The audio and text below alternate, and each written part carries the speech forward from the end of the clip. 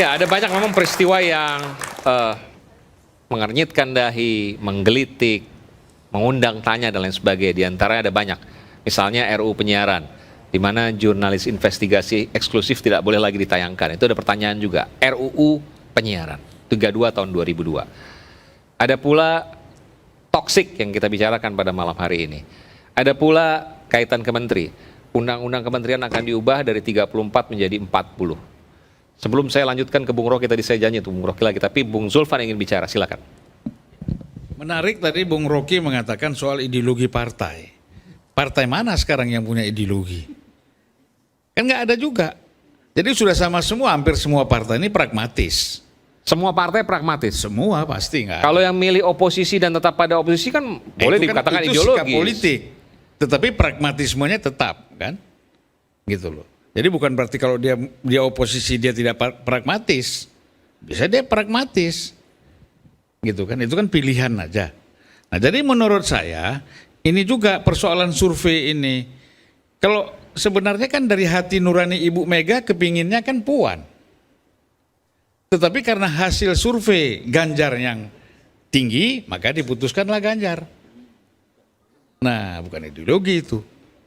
Artinya memang hampir semua partai pilihannya tergantung kepada survei. Jadi percuma kita bicara ideologi karena pasti tidak ada. Semua akan ada, semua pragmatis. Semua ditabrak, bagaimana kita bicara ideologi? Iya kan? Tadi kan sudah dijelaskan persoalan Undang-Undang Minerba. Kita kan bicara pasal 33, itu kan ideologi ekonomi kita. Ya kan?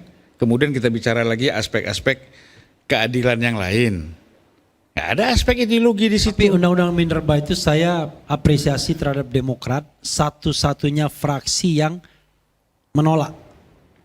Untuk Minerba, untuk yang lain enggak. Ya. Lumayan lah. Oke. Ya, artinya makanya kita kan bicaranya secara keseluruhan. Kalau dipisah-pisah gitu nanti PKS juga punya sikap yang Tapi saya ingin tanya, ini nggak ada yang tanya. Ini karena baru pertama kali tampil di TV setelah putusan dari hakim yang menyatakan bahwa seorang Rocky Gerung tetap boleh tampil di televisi, bicara di seminar-seminar yang sebelum digugat. Rocky Gerung tidak boleh bicara di depan publik lagi. Apakah seminar, televisi, dan lain sebagainya. Dan itu semua dibatalkan oleh hakim. Saya ingin pertama kali nih di televisi, Bung Rocky bicara soal itu. Putusannya. Sorry, itu bukan dibatalkan, ditolak. Ditolak maksudnya. Ya, artinya tetap boleh berbicara di depan publik. Apakah di televisi, ditolak seminar? itu dengan SP3 sama nggak? Beda. Silakan Bung Rocky. Ya karena hakimnya berakal sehat itu aja.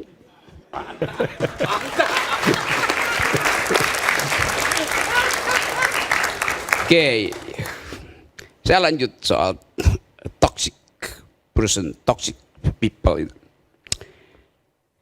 Kalau kita obat juga itu adalah bisa jadi racun kalau dia complicated dengan obat yang lain tuh. Karena itu kadang-kala kalau Anda minum obat terlalu banyak itu dokter bilang hentikan dulu deh semua obat itu tuh supaya tubuh melakukan natural detoxification itu. Nah, sekarang coba kita lakukan dulu itu detoksifikasi dan kembali pada penyakit atau problem awalnya, yaitu ucapan dari Pak Luhut Binsar Panjaitan. Kenapa kita mesti terlalu jauh untuk mencari-cari, memperluas wilayah toksifikasi itu? Luhut bicara pasti bukan untuk PAN, bukan untuk PKB atau PDIP. Kan Luhut pasti bicara tentang orang-orang yang dia kenal di dalam partainya tuh. Apa hak Luhut untuk bicara tentang PAN? Nggak ada. Atau bicara tentang Demokrat. Pasti sinyal itu Pak Luhut ucapkan untuk mereka di Golkar yang ingin merambah ke dalam kabinet tetapi membawa racun. Kan itu dasarnya kan. Jadi justru Pak Luhut itu ingin memagari Pak Prabowo dari tikus-tikus yang berkeliaran di sekitar kertas-kertas yang ada namanya itu tuh, ini sini jadi segala macam kan. Kan itu dasarnya tuh. Jadi apa sih toksik itu? Toksik itu tongkrongannya asik itu. Sekarang kita tanya, siapa kira-kira di Golkar yang tongkrongannya asik itu? Siapa? Ya ada beberapa, tapi yang menonjol tongkrongannya asik adalah Bahlil. Maksudnya apa nih? Ya kita mau menduga-duga siapa lagi misalnya tuh yang tongkrongan asik artinya yang langsung terlihat Oke, populer lah gitu. populer, menonjol, punya ambisi segala macam kan. Kita nggak menuduh, tapi logika saya adalah Pak Luhut mau mencari atau berupaya untuk memberi sinyal bahwa yang tongkrongannya asik itu kadangkala jadi toksik justru. Karena tongkrongannya asik, tololnya maksi. Toksik juga. Jadi kita bicara kan nggak pernah jelas apa yang maksud oleh Pak Luhut. Maka itu Pak Luhut minta kita kasih interpretasi. Soal aja nggak ada soal kan. Nanti interpretasi salah. Lu tanya Pak Luhut, kenapa Pak Luhut nggak terangin? Who is the siapa toxic person yang dia ingin deteksi itu? Dia belum tunjuk, dia mau deteksi aja kan. Itu juga sebetulnya poin bagus bagi Pak Luhut karena tadi kabinetnya sedikit, tapi yang mau masuk banyak betul kan. Nah filter pertama justru diberikan oleh Luhut bin Sarpanjaitan. Buat ini adalah a kind of toxic person itu. Sinyalnya kira-kira begitu. Dia sebutin enggak. Tetapi pasti Pak Luhut sudah terangkan pada Pak Prabowo ini daftar toxic personnya ya. Pak SBY juga pasti sudah kasih daftar itu. Tapi ini kan panggung belakang. Kita mau menduga itu. Jadi sebetulnya itu istilah bagus dari Pak Luhut untuk menerangkan bahwa ada banyak orang yang dengan motif merampok APBN mulai merangsek ke dalam potensial kabinet ini kan. Kalau gitu nggak perlu ditambah dong kementeriannya dari 34 ke 40 karena rencananya. Ya Artinya akan semakin banyak nanti kemungkinan probabilitas ya toksik. itu kesulitan dari Pak Prabowo karena mesti menampung toxic person yang nggak tahu diri. Kan itu dasarnya kan.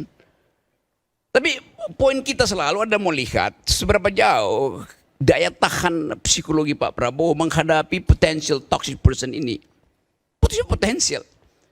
Nah kita sebetulnya ingin titipkan pesan bahwa kan kabinet ini hendak dibangun berdasarkan asas-asas awal Republik. Prabowo selalu bilang kembali kita berpikir bagaimana para pemimpin bangsa itu mengidealkan, mengimajinasikan the coming republics pada waktu itu. Dan jembatan emasnya dibikin kan. Yaitu tentang kedaulatan rakyat. Yaitu tentang kesetaraan warga negara. Itu yang tidak ada selama ini atau sejauh ini pada Jokowi. Walaupun Pak Prabowo mengatakan bahwa dia dipersiapkan oleh Pak Jokowi, ya itu saya kira itu bahasa-bahasa diplomatis untuk tidak mengatakan bahwa ya ada yang salah pada Pak Jokowi. Juga nggak etis sebetulnya. Karena Pak Prabowo ada di dalam. Mungkin secara adaptif Pak Prabowo akan berupaya untuk mendeteksi ya ada bagian yang mungkin akan menggerogoti APBN karena itu ya IKN ya bagian istana aja dulu diselesaikan. Walaupun intinya nanti mangkrak sebetulnya kan. Tapi itu kan nanti setelah Pak Prabowo dilantik Oktober kan etikanya begitu kan. Jadi ada juga sikap statementship dari Pak Prabowo untuk mengatakan ya saya belum dilantik. Maka saya mesti minta dengan sangat sopan supaya jangan ganggu kami itu. Walaupun itu keceplosannya terlalu jauh tuh. Itu bahayanya sebetulnya tuh. Orang mulai melihat deteksinya. Padahal ini sebetulnya mungkin sekali Prabowo kasih sinyal jangan ganggu kami artinya jangan toxic person itu maksa masuk kabinet. Kira-kira begitu tuh. Saya mau terangkan itu karena banyak orang menganggap ya yang dimaksud Pak Prabowo adalah jangan ganggu kami artinya jangan ada yang beroposisi. Saya lembutkan sedikit pengertian itu. Maksudnya seperti itu. Jangan ganggu kami yang ada di luar. Anda menafsirkan nggak usah ada oposisi. Bukan itu yang dimaksud oleh tafsir terhadap keterangan Prabowo tuh. Tapi kita mesti tambahkan anak kalimatnya tuh. Banyak juga toxic person yang mau masuk dan itu juga mengganggu dia. Bisa nangkap nggak kalimat diplomatis saya? Kenapa mengganggu? Ya? Kenapa mengganggu? Kan Pak Prabowo sempat katakan untuk membangun bangsa ini kita harus bersatu. Yang di luar ayo kita gabung. Iya, tetapi yang ruang di dalam itu, ruang tamu Pak Prabowo itu sedikit. Betul. Bahkan dipakai ruang makannya, lama-lama ruang tidurnya mau diambil kan oleh the toxic person. Saya cuma mau menerangkan logika dari keterangan Pak Prabowo itu bahwa karena itu dia sejajar dengan keterangannya Pak Luhut. Kan itu yang mesti kita tafsirkan. Jadi ditujukannya kemana Bung Rocky? Karena itu harus apa namanya read between the line itu gitu. Ya ditujukan pasti pada toxic person ini. Siapa? Boleh nggak saya sebut nama? Nggak, kan itu coba. Daftar itu pasti ada, nggak mungkin Prabowo, Junto Luhut atau Luhut Junto Prabowo mengucapkan nada itu tanpa ada daftar yang dia lihat. Kan daftarnya beredar di mana-mana sekarang kan, daftar menteri segala macam itu. Daftar itu semua hoax karena nggak ada nama saya. Yang bilang seperti itu ya. Dan makin hoax begitu ada nama saya.